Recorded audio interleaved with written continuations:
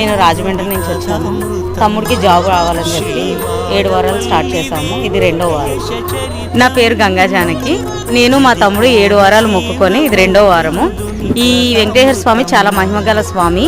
చాలా చోట్ల నుంచి అనేక దిక్కుల నుంచి వేలాది సంఖ్యలో ఇక్కడికి వస్తున్నారు. ఇక్కడ 7 వారాలు వచ్చిన వాళ్ళకి వాళ్ళు ఏ మొక్కుకుంటే ఆ కోరిక జరుగుతుందని ఒక విశ్వాసము.